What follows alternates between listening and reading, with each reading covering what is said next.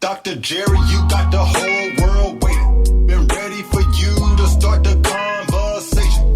Your point of view, it got the haters confused. Leave it up to you to bring us all the good news. Positive vibes and the sex appeal too. Dr. Andre Jerry, can I get an interview? Good evening and welcome to Live with Dr. Andre Jerry, your trusted space where lived experiences are shared, wisdom is gained, and purpose is refined. So on behalf of myself and Artist First Radio, I want to thank you for tuning in and for your listenership. I'm your host, Dr. Andre Jerry, and it's great to be back on the airwaves after taking a bit of a hiatus. Every so often, life will sort of throw you a curveball, and you have to do your best to respond in the moment as best you can, right? So, as some of you may know, we recently had a death in the family. My Aunt Dale passed on this Valentine's Day, shortly after our last episode aired. And this one hit a little different for me because not only was she my favorite aunt, she was also my mom's closest sister. And her kids were like my favorite cousins growing up.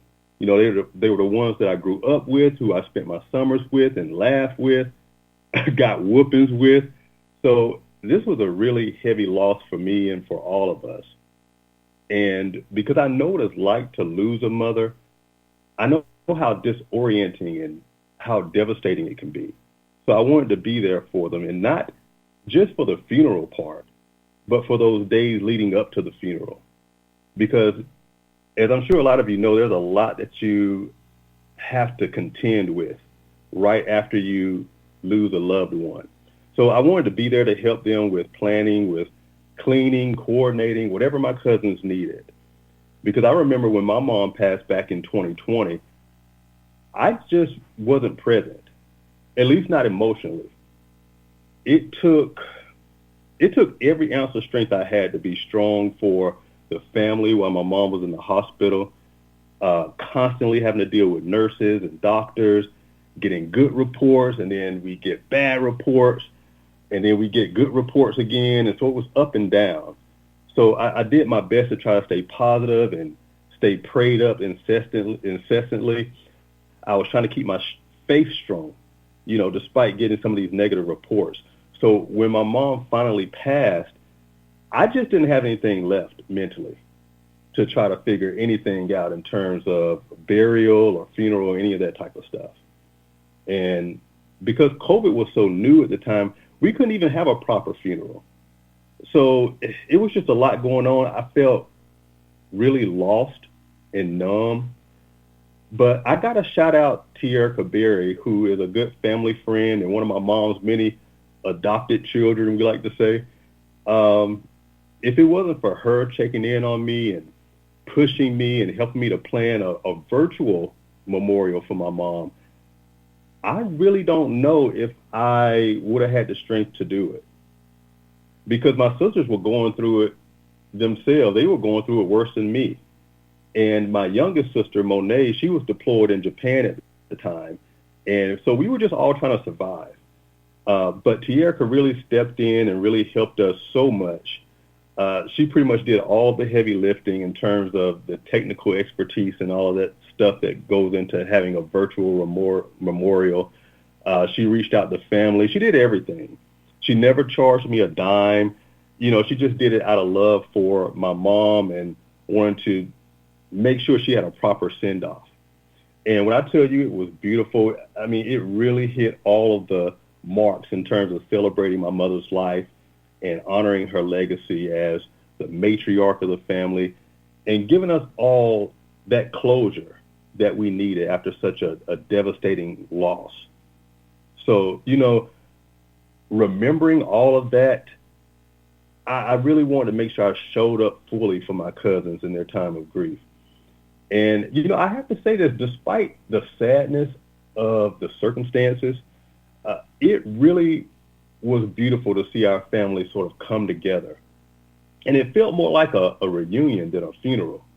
We laughed, we played music, We had dance battles. Some of you probably saw this stuff on my YouTube channel. We told stories. It was a true celebration of life. And in a way, in a strange way, it sort of healed something with our family. Even for people who haven't spoken in over a decade or longer, it was like everyone put all of their pettiness and BS aside for that moment. And we really came together as a family in a way I haven't seen in a really long time.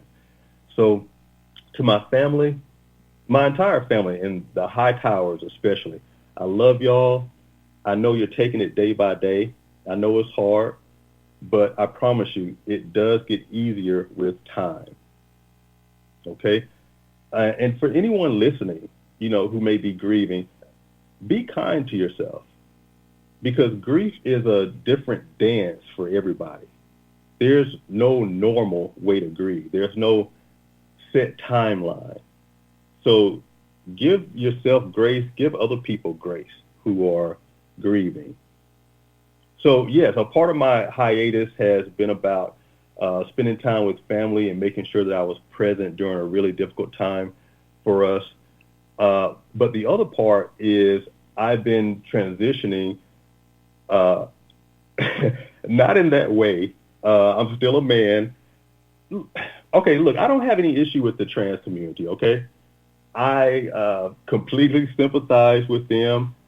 I can imagine having all of that going on mentally, and then the they ostracize a lot of times, and the way the current administration has demonized them, I can't even imagine. But look, I'm still trying to make peace with just being a gay man. So when you start trying to talk about changing genders and all of that, it's just too much. So I'm grateful for the whatever God gave me to deal with in life. I don't want that package of trying to be trans and all of that. My heart goes out to those people. Okay. But so yeah, I've been transitioning to another country, yet another country. Okay. And tonight's episode, I named it "Where in the World is Dr. Andre?" It's just me having a little fun with the fact that I have moved all over the place. If you know me, I don't sit still too long, and apparently retirement didn't change any of that. But in all fairness, even though I've retired and moved to Puerto Rico, it was never my intent to stay in one spot for the rest of my life. PR is beautiful, and don't get me wrong, and there's definitely parts of the island that I still haven't explored, but there's also still so much of the world that I haven't seen. Just imagine, this show here is broadcast in over 128 countries, and I've only been to maybe 5, 6 of these countries, and so I understand that's probably a lot more than my contemporaries. But I get this honestly because my parents were big travelers. My dad, I don't know how many countries he's visited during his military career. My mom, she owned a charter bus service. So she was always on the road growing up. And on top of all of that, we were constantly moving when I was growing up. So it's one thing I've always been envious about my older sisters was the fact that they got to grow up in a childhood home, our childhood home on Dogwood Drive. But by the time I was 8 or 9 years old, my parents had already separated, and later they got divorced or whatever, and they sold the house, our childhood home. So all I really knew growing up from about age 8 to 16 was sort of that of a transient experience. So by 17, I had joined the Air Force, and I was already out on my own. So really all I know is moving from place to place to place. That's normal for me.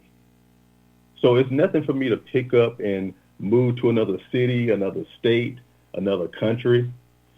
So right now I'm in Vietnam. I'm in Ho Chi Minh City, formerly Saigon. And if you're catching this live, it's currently, what time is it? It's 5:09 in the morning here on a Thursday. So I'm a good 11, 12 hours ahead of you, depending on where you are in the States, on the East Coast. Basically, I'm calling from the future at this point. So yeah, I'm 11, 12 hours ahead. And I know a lot of people are wondering, like, so why Vietnam of all the places I could go? And I'm going to share this with you. It actually wasn't supposed to be Vietnam initially. I had been doing some research since about the middle of last year. I knew I wanted to explore Southeast Asia, mainly because I haven't been to this part of the world yet. I've been looking at places like Thailand, the Philippines. I was even looking at China at one point.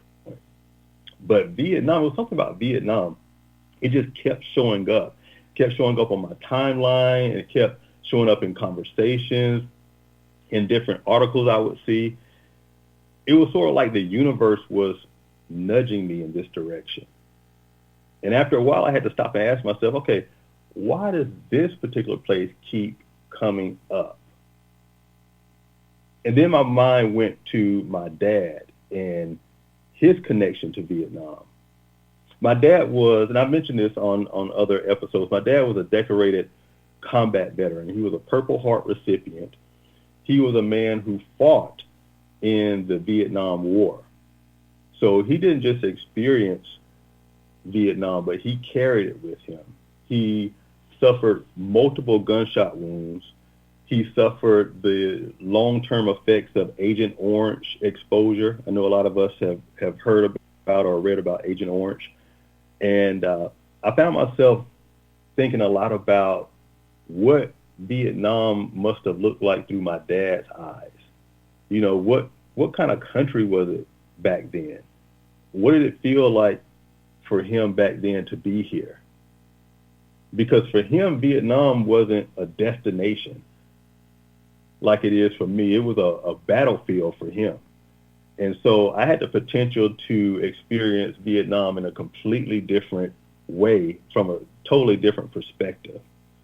So, you know, that's when I started digging a little deeper into the history of this country and learning about the resilience of its people, about their ingenuity, you know, the way they've rebuilt and evolved over time and have thrived after everything is endured since the Vietnam War. So when you look at Vietnam today, it really is remarkable how they have developed and built up their infrastructure, just the energy here, the pace of the growth that they've had, and also the livability of Vietnam. Because now this is one of the most dynamic and rapidly developing countries in Southeast Asia. And it's become a premier destination for travelers all over the world. And this city that I'm staying in, Ho Chi Minh City in particular, is aggressively positioning itself as the future hub for Vietnam's emerging international financial center. And so it is really a remarkable thing to see, because if you think about other parts of the world, including back home, America, we're dealing with all sorts of stuff like division, instability. It feels like we're taking a step back in a lot of different ways.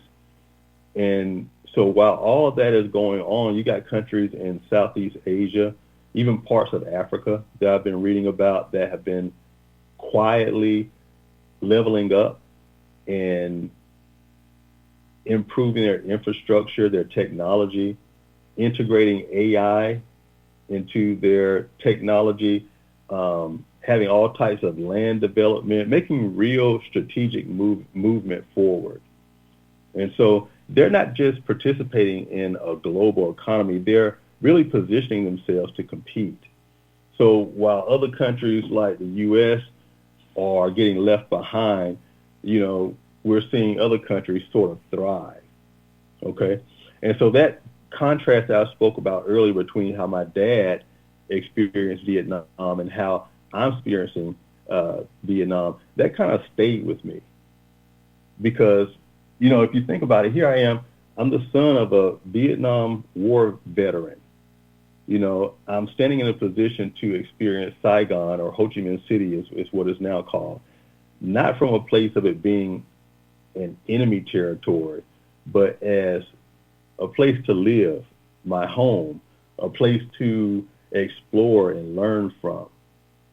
And so that shift in perspective, it kind of means something to me. It kind of stuck with me a bit.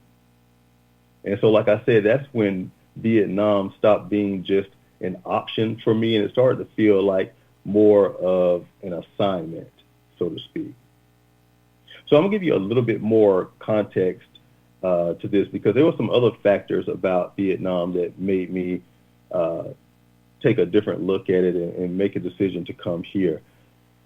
The Vietnam of today is not the Vietnam from the 70s that we read about for many years. And a lot of times you hear people refer to countries like Vietnam as a third world country. And I want to clarify what that actually means, because when people say third world country, what they were technically referring to was a Cold War classification system. That's where all that came from. The first world, second world, third world classifications. It was based on political assignment and political alignment. It necessarily didn't talk about development. But if you think about it, over time, that third world country moniker, it started to take on a negative connotation for a lot of countries, and it implied things that weren't necessarily true, like poverty and lack of progress, or just general underdevelopment. And so that type of perception has sort of persisted over the decades, all the way up until today. And what I want the listeners to understand is that calling a country a third world country really is an outdated term that we shouldn't use anymore. And it's really no different than referring to someone as handicapped or a retard. It's just outdated. And it can be really offensive to a lot of people. And it's just not part of the modern lexicon that we use today.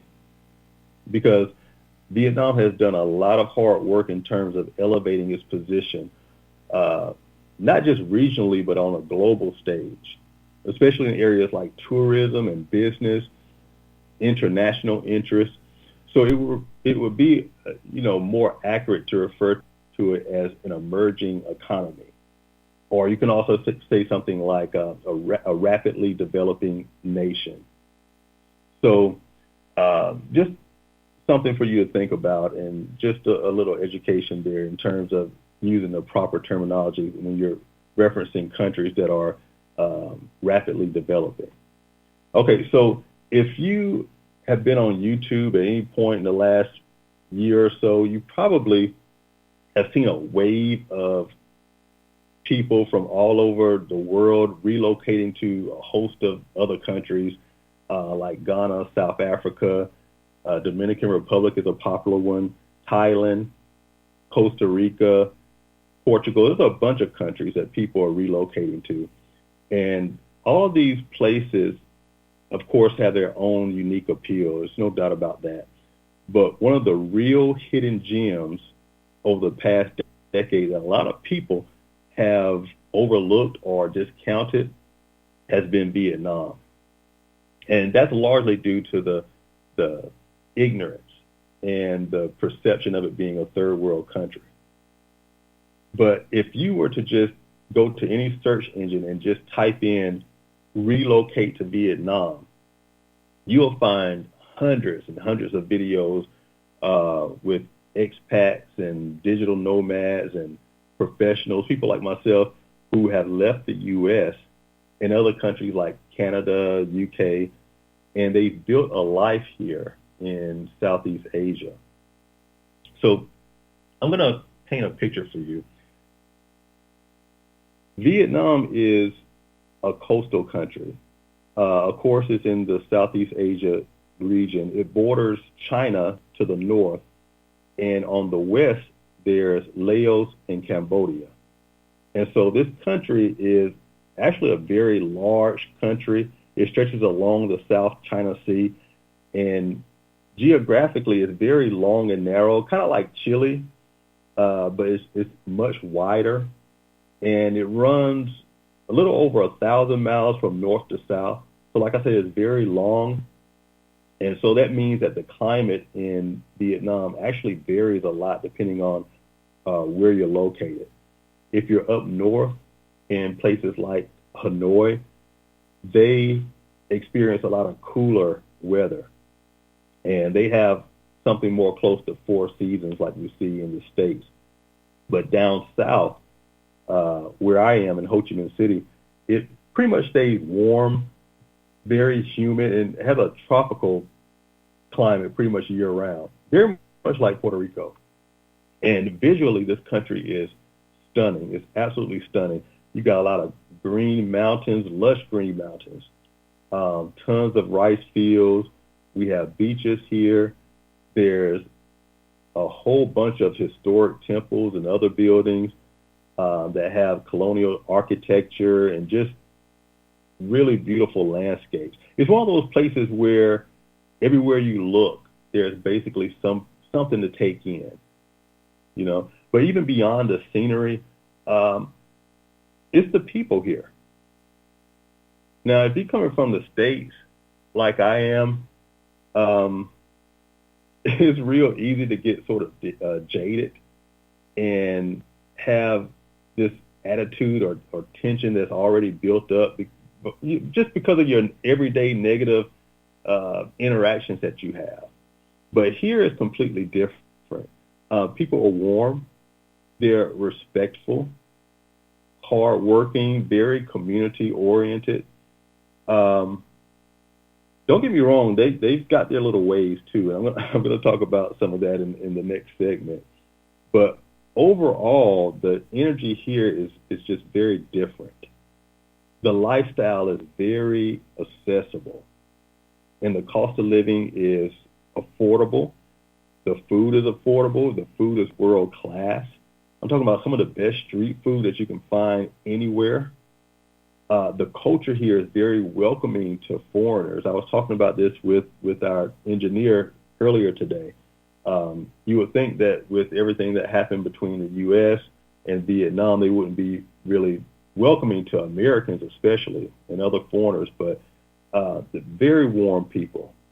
And that's one of the things that really stood out to me since being here, is how warm people are. But Vietnam still is very much rooted in its own identity, even though it's very welcoming to foreigners. So I've taken note of that as well. Another thing that stood out to me about Vietnam is that they place a very high premium on education. The Vietnamese do not play when it comes to their children's education. And I'm just going to give you a glimpse of what the typical day for an average Vietnamese student looks like. I want you to sort of compare it with wherever you are in the world. Okay, so the average student here in Vietnam, they're already up at about 5 or 6 o'clock in the morning, okay? They're at school by 7:30, and they are in class all day through mid-afternoon, probably like 3:30, 4 o'clock in most cases. After school, they go home, eat, maybe relax for a little bit, and then they're right back out the door. And they're from like 5:30 all the way up to 8:30, sometimes later, in additional classes at language centers to learn English primarily, but they're also studying different languages like Mandarin or French, or they may be enrolled in some type of extracurricular STEM programs, learning about science, technology, engineering, mathematics, or learning robotics or other advanced subjects. And if that's not enough, some of them, actually a lot of them, are in class on Saturdays and Sundays also. So when I say there's an emphasis on education, I mean it's serious. The students here are very high performing. They're very high expectations placed on them, and there's a strong push a very strong push toward multilingual fluency, and especially in English. And that's where something called they call it the IELTS. It's IELTS. It stands for International English Language Testing System. It's one of those standard exams that's used not just here in Vietnam, but around the world to assess your English proficiency. So this is particularly important for Vietnamese students who want to study abroad, who want to work for international companies, or just have access to higher level opportunities. So here in Vietnam, a strong IELTS test score can literally open doors for them to better schools, better jobs, greater access to the global economy at large. So naturally, like I said, students here are very engaged, very focused, very ambitious. And honestly, it's very refreshing to see because, like I said, in the States, you just don't see this, especially when you compare it to the attitudes that a lot of Americans have toward education. A lot of people are just they're not thinking about college or post-secondary education at all, you know.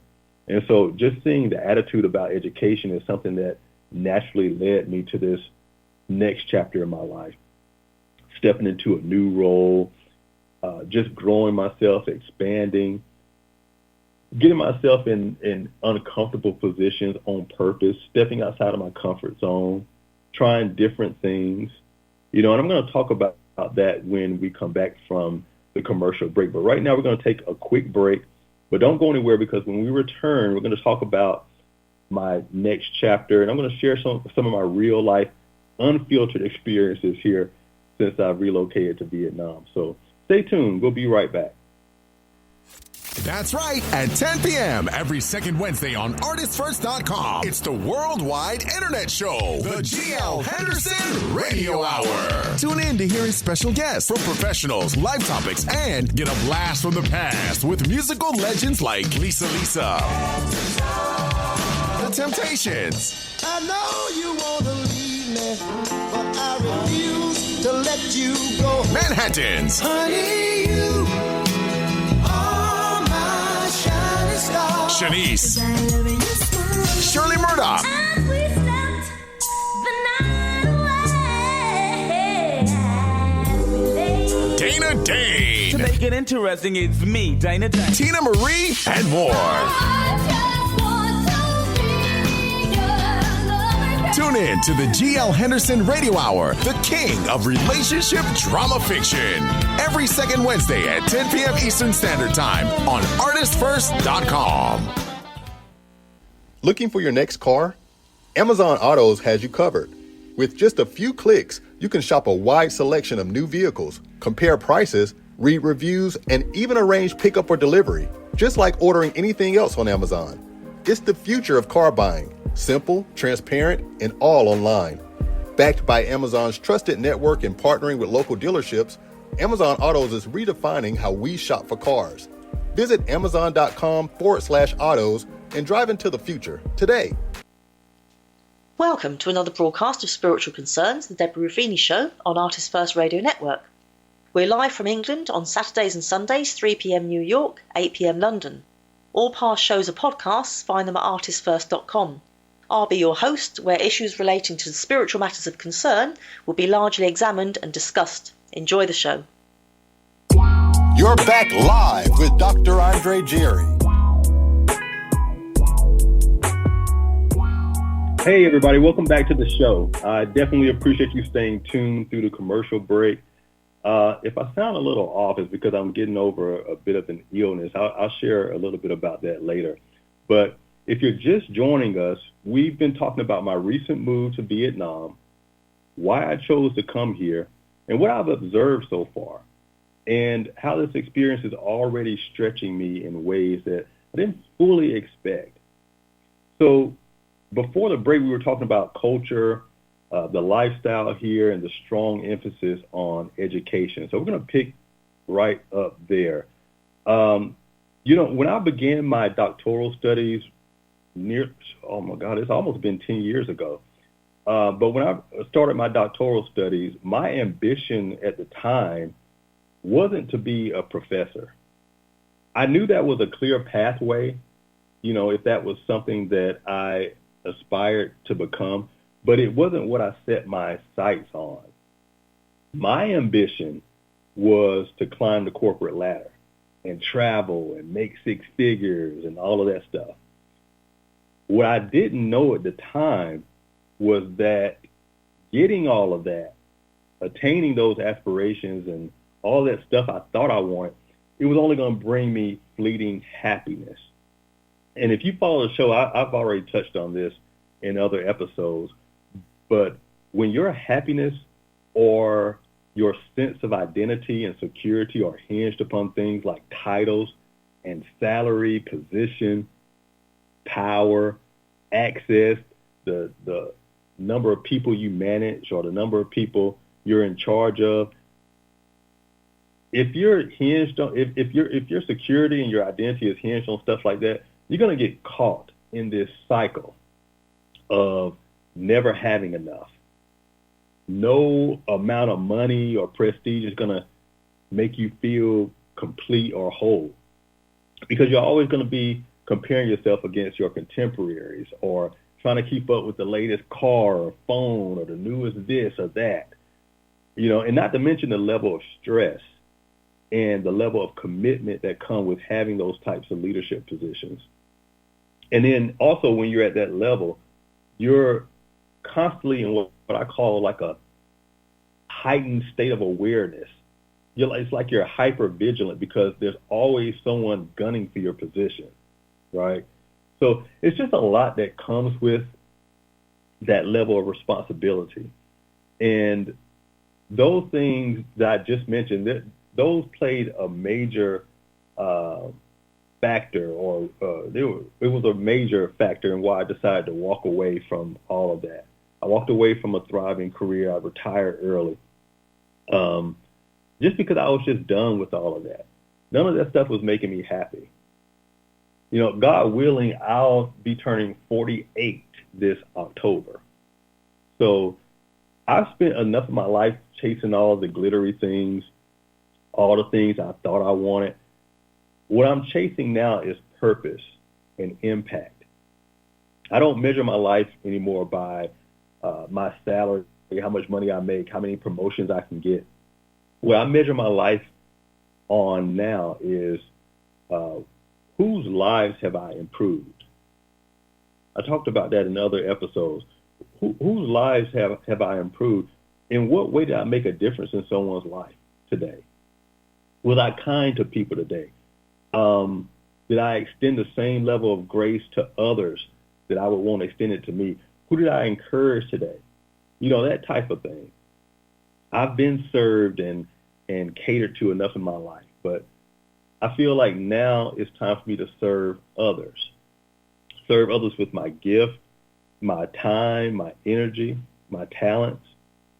And that brings me back to something I mentioned earlier when I talked about being a professor.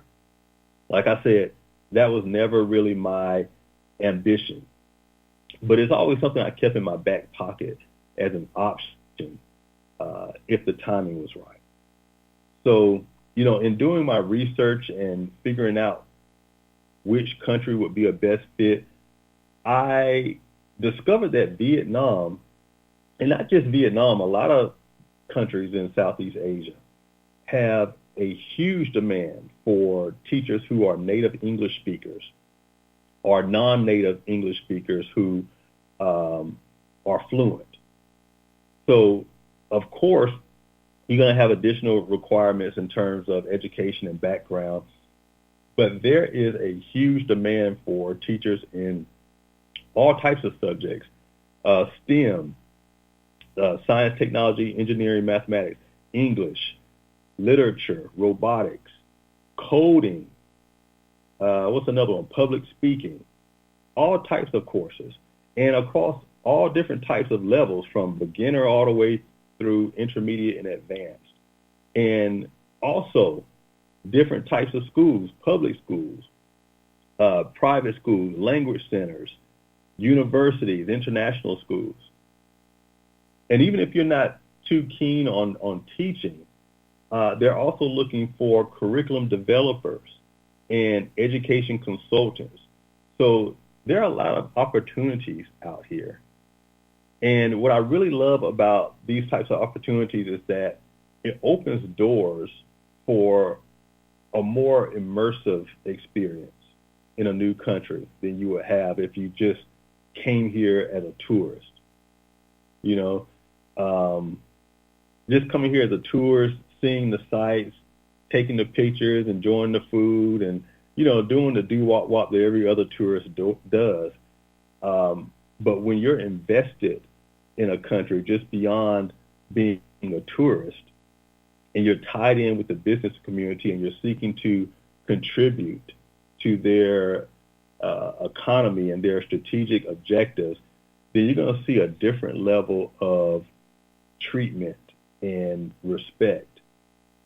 And that's when you become eligible for business visas and, you know, a residency status and just other perks that you have when you have that level of participation and connection. So Vietnam just isn't casually interested in English. They are strategically investing in making sure that the students that are coming out of the public schools and getting prepared for college are completely fluent in English. It's a part of their national education strategy. So Vietnam is quickly moving toward making English a second language across the country, not just a foreign language that you sort of learn on the side. And, you know, in fact, starting last year in 2025, they've already started requiring English to be taught from first grade all the way up. And in some provinces, they're even introducing English at the preschool level. So again, they're very strategic about this. They've set long-term goals all the way through 2035. They're taking up large-scale teacher training initiatives that are happening right now. There are thousands of new English teachers that are being developed right now. Hundreds of thousands of teachers are being retrained. I mentioned this earlier. They are integrating AI into their digital tools, and they're creating all types of communication-based learning. So this isn't random. This is very intentional on their part because they understand something very clearly about language, and that it creates access to global business, access to education, access to opportunities. And like I said, that's where exams like the IELTS come into play, the IELTS, because a strong English proficiency and a strong test score can literally open doors for these students here. And so I mentioned how seriously they take their education and all that type of stuff. It all makes sense for me. And being in this type of environment, seeing how passionate they are about education, it sort of drew me in and just made me want to be a part of it. Because now I'm not just observing Vietnam's growth, I'm actually contributing to it or in a position to contribute to it. And at the same time, I'm growing too. You know, for me, stepping into this space, into academia, leaning into not just being a global communicator, but a global educator. All this is not random. It's strategic, it's alignment, it's purposeful. And honestly, it feels like I'm exactly where I'm supposed to be in my life right now. And so all of that sounds good on paper, but actually living here day to day is a completely different conversation. I'm going to talk about that for a little bit. Okay, so first of all, the flight over here will completely wear you out. It's about a 20-hour flight. I'm no stranger to a long flight. I'm used to 8 and 12-hour flights back and forth from Saudi to the States. But, being on a plane for basically an entire day, almost 24 hours, is something completely different. And it requires a certain amount of stamina. That's all I can say. I upgraded my seat to something called Comfort Plus, just because I wanted extra leg room and just a more comfortable ride, but it wasn't comfortable enough for us. If I'm ever flying for that long again, I'm just going to pay for business class, and I suggest you do the same if you're going to take a flight that's more than 10 hours long. Okay, and then there's the immigration line once you actually get off the plane. I had already done my research on this, and I knew it was going to take a while in the immigration line. Luckily, we only had to wait about an hour. And I thought that was pretty good because from the research that I've done, the wait time averages around 2 to 3 hours sometimes. So I thought an hour was pretty good.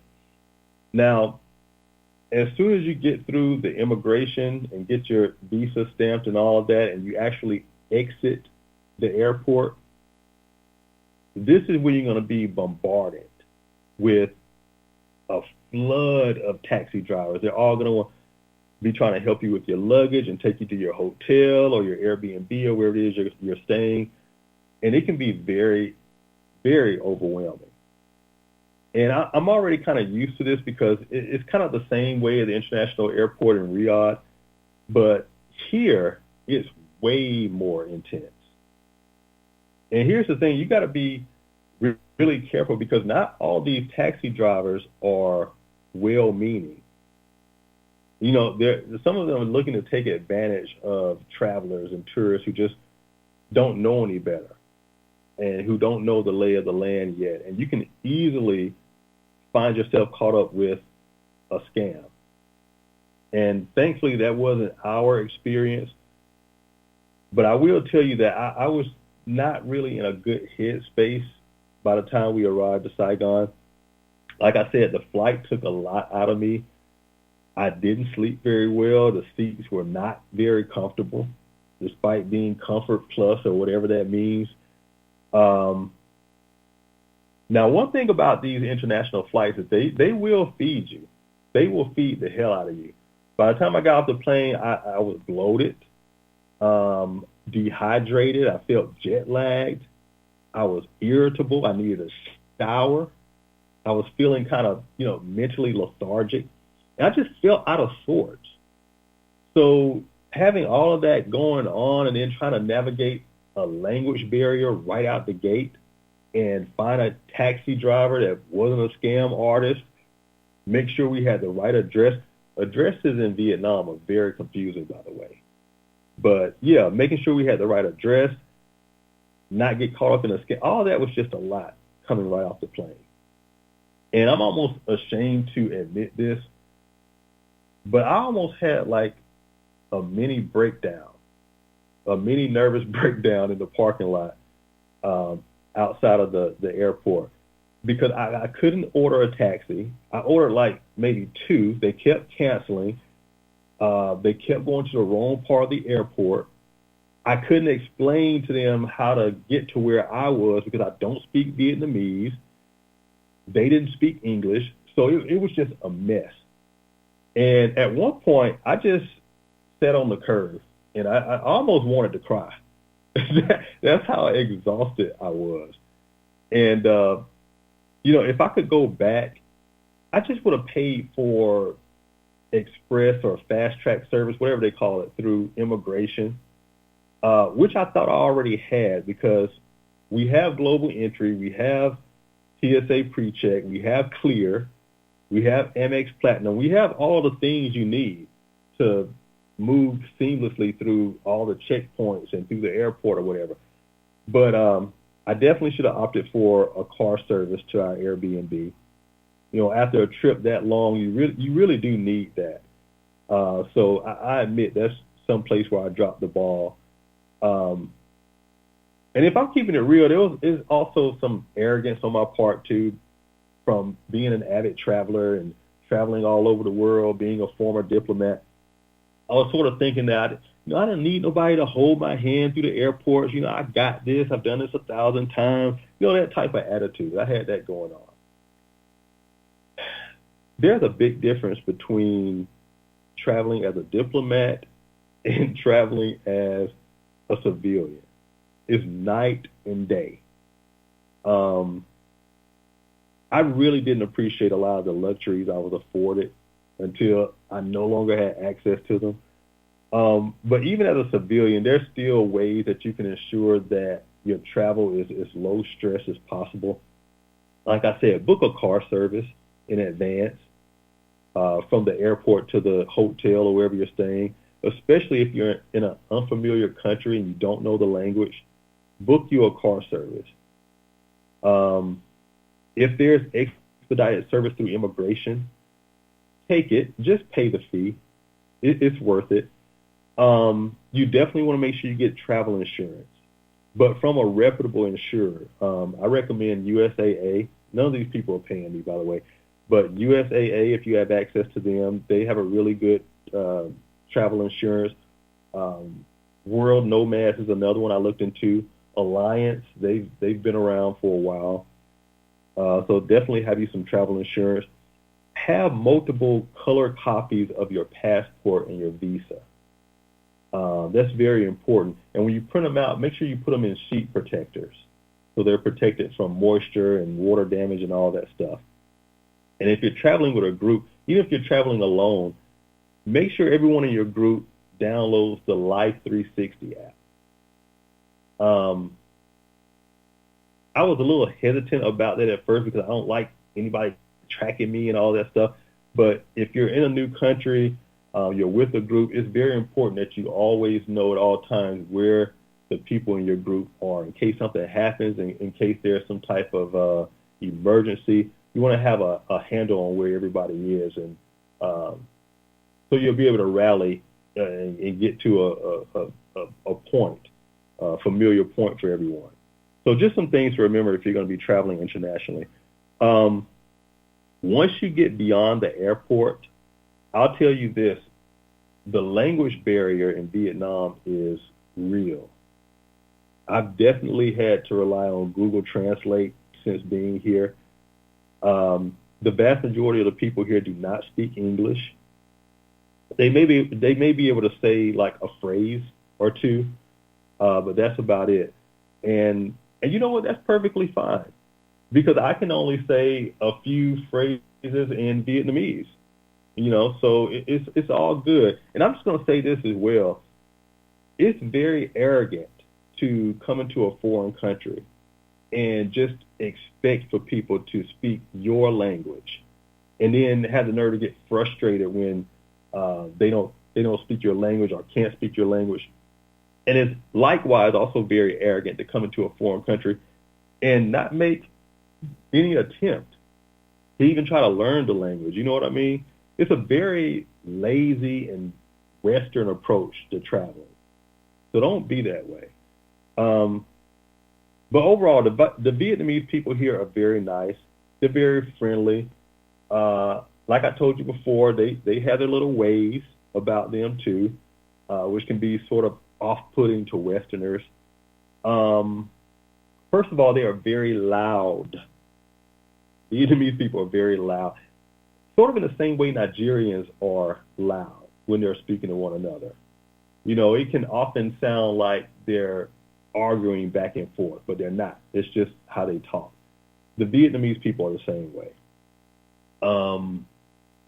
What else? Vietnamese people, okay, so they commonly do something that I can't stand, which is they cough and sneeze loud as hell into the air, have zero attempts to cover their mouth, cover their nose. They don't do any of that. They don't care if they're in public, in an elevator. They just don't care. And that sort of stuff drives me crazy. I'm somewhat of I would say like I'm a closeted germaphobe.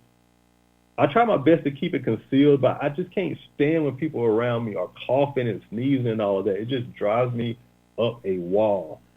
And so now when people start with all of that, I just put on my mask.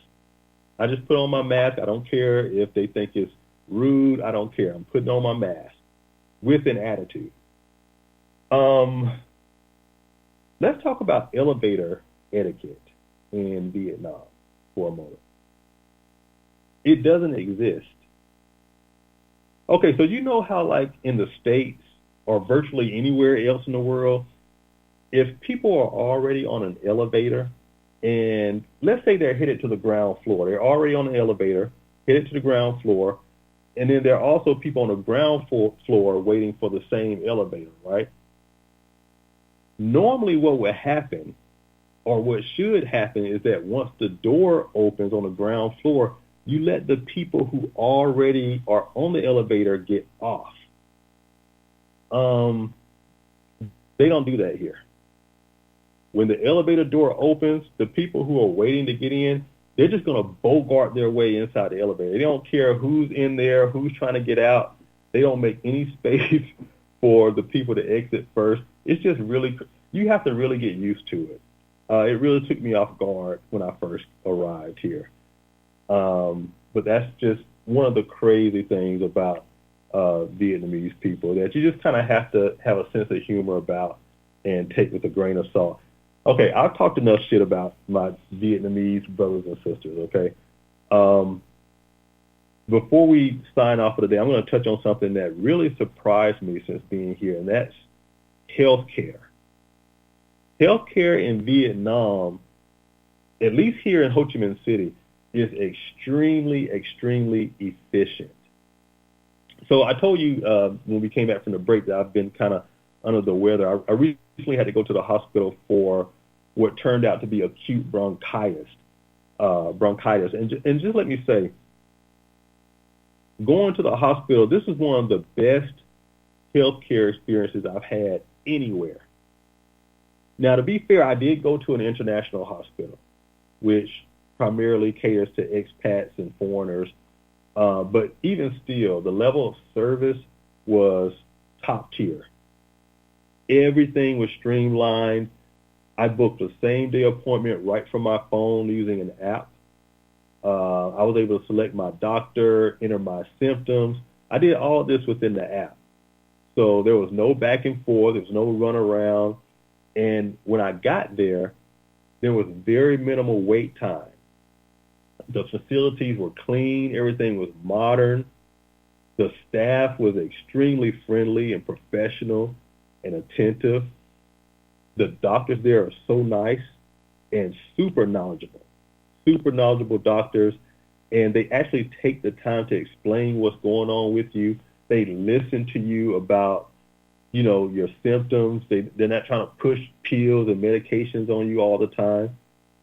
And here's the part that really got me. If I needed a referral, all of that is handled on the spot. You know how like in the States, if you go to a general practitioner and you have to be referred out to a specialist, you have to make a completely separate appointment a lot of times. Pretty much 100% of the time. It's not like that here. They call in the specialist from whatever floor they're on, and you see them that same day. So everything is handled very efficiently, and the total cost for everything, and mind you, I'm paying out of pocket. We're talking about the pharmaceuticals, the drugs that I had to get to help with the acute bronchitis, the doctor's visit itself, the exams, all the things, all that came to just under $100. And all of my medical records, invoices, prescriptions, everything you need in terms of documentation is all there on the app, just easily able to be downloaded. So, coming from the U.S. healthcare system, which I think a lot of people are waking up and understanding it's a scam, basically, it was a really different experience. And so moments like that just really enforced for me that this was the right move. And don't get me wrong, there are layers to this whole Vietnam experience that I'm still uncovering, and I'm realizing more and more every day. you know. But I love where I am. And I didn't just relocate.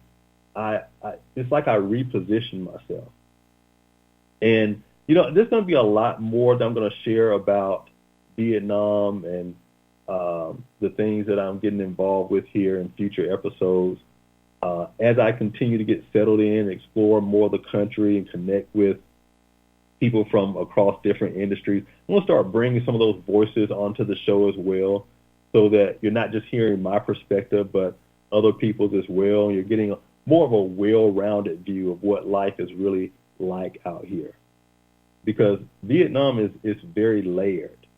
It has a layered history and culture, vast opportunities out here, particularly if you are entrepreneurial and have a business mindset. So I'm just getting started. So if you enjoyed today's episode and you want to follow me along this journey in real time, make sure you stay tapped in and tuned in. We're going to be back with part 2 on May 13th at 6 p.m. Eastern.